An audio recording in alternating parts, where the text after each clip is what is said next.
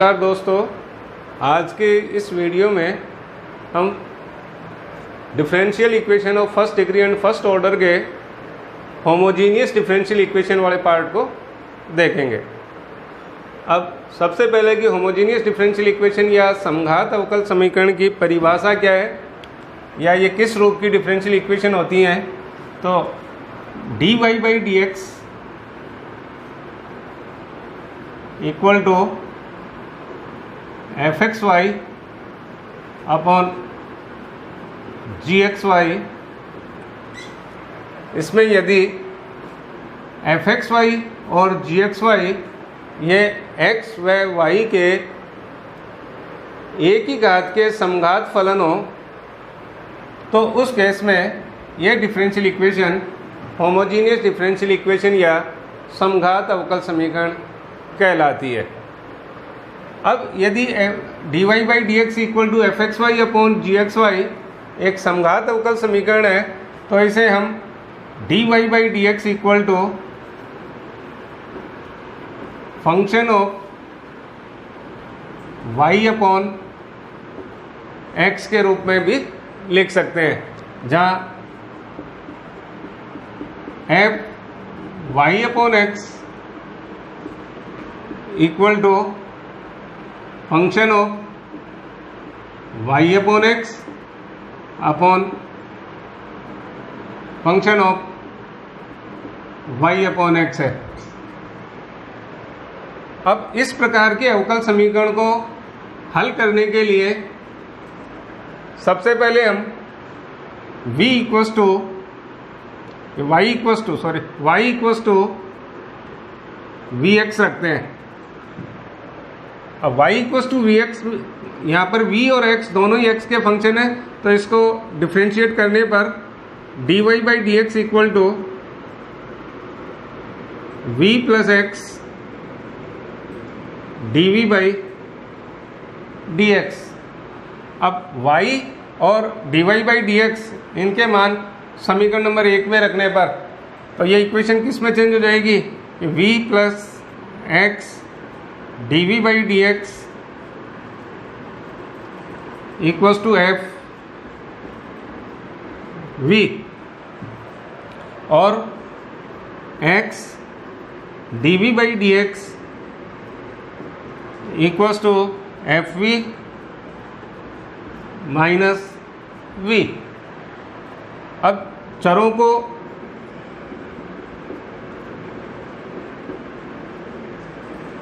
पृथक पृथक करने पर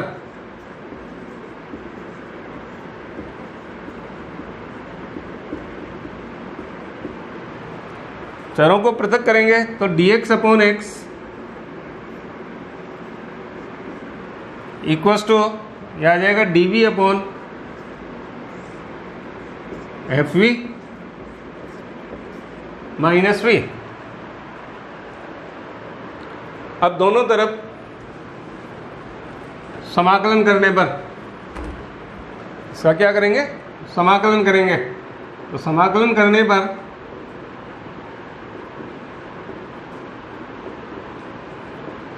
integral dx upon x equals to integral dv upon f v minus v और प्लस इंटीग्रल करने पे एक कांस्टेंट आता है जो कि समाकलन का अचरांक कहलाता है, तो प्लस सी और log x equal to integral dv upon f v minus v plus constant. अब इसका समाकलन करके और v का मान वापस y अपॉन एक्स रखकर जो दी गई डिफरेंशियल इक्वेशन है उसका सॉल्यूशन प्राप्त करते हैं। इसी प्रकार यदि dy by d x equal to f x y upon g x y ये समघात अवकल समीकरण हो तो इसे हम एक दूसरे रूप dx upon dy equal to function of x upon y के रूप में भी लिख सकते हैं।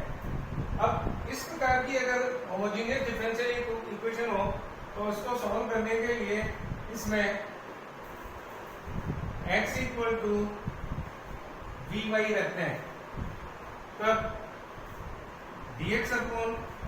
dy यानी इसका y के रेस्पेक्ट में अवकलन करने पर dx upon dy equal to आता है v plus y dv by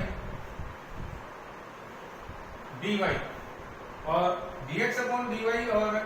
x upon y की वैल्यू इस अवकल समीकरण में रखने पर हमें अवकल समीकरण इस रूप की मिलेगी कि v plus y dv by dy equals to function of v, और उन्हें इससे y dv upon dy equals to 5v minus v लिखकर और चरों को पृथक पृथक कर और फिर से समाकलन करके और इसका सॉल्यूशन निकाल सकते हैं। और सॉल्यूशन जो कि अपने को v और y में मिलेगा उसमें पुनः v की जगह x अपॉन y रखकर दी गई डिफरेंशियल इक्वेशन को सोल्व कर सकते हैं या उसका सॉल्यूशन प्राप्त कर सकते हैं। अब समघात अवकल समीकरण से संबंधित हम एक एग्जाम्पल लेते हैं कि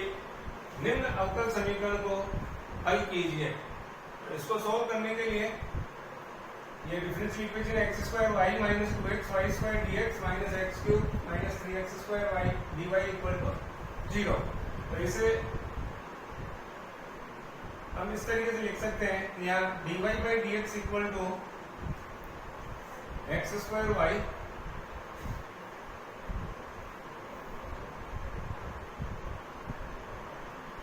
minus 2x y square upon x cube minus 3x square Y.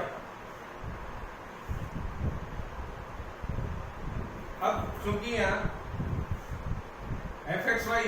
Means x square y minus 2x y square, यहाँ हर एक पद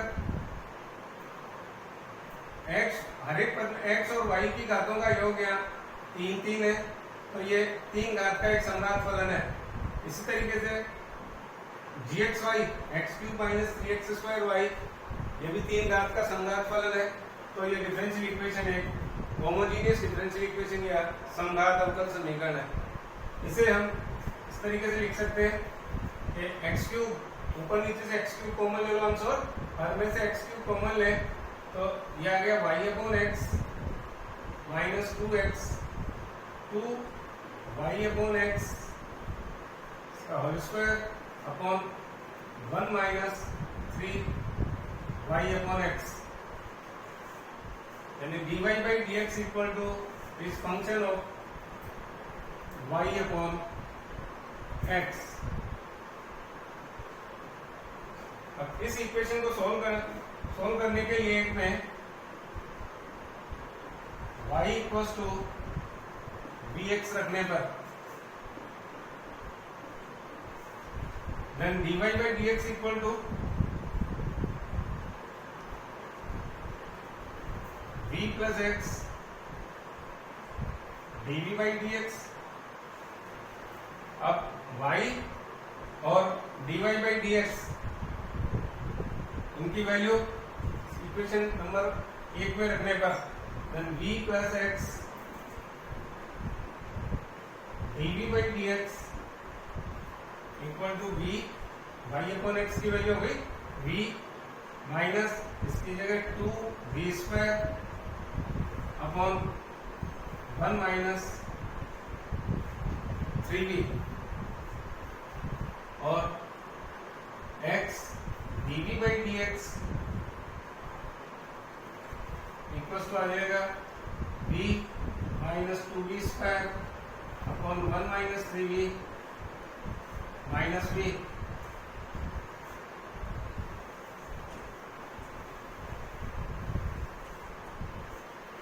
और x dv by dx equal to LCM ले लेंगे 1 माइनस 3v, यह आ गया 1v minus 2v square minus v और प्लस के 3v² और x dv/dx इक्वल्स टू क्या बच गया, v² अपॉन 1 माइनस 3v। अब चरों को अलग अलग करने पर या चरों को पृथक करने पर यहाँ पर dx के साथ केवल x के कोएफिशिएंट और dy के साथ में केवल dv के साथ में केवल v के टर्म्स लेंगे। तो यहाँ इसको लिख सकते हैं dx upon x equal to 1 minus 3v upon v² dv और इंटीग्रेट करने के लिए यहाँ v² से हम लोग डिवाइड करें तो 1 upon v² minus 3 upon v dv। अब इंटीग्रेट करने पर यानी समाकलन करने पर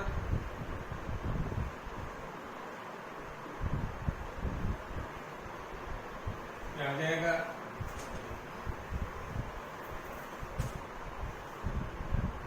इंटीग्रल dx अपॉन x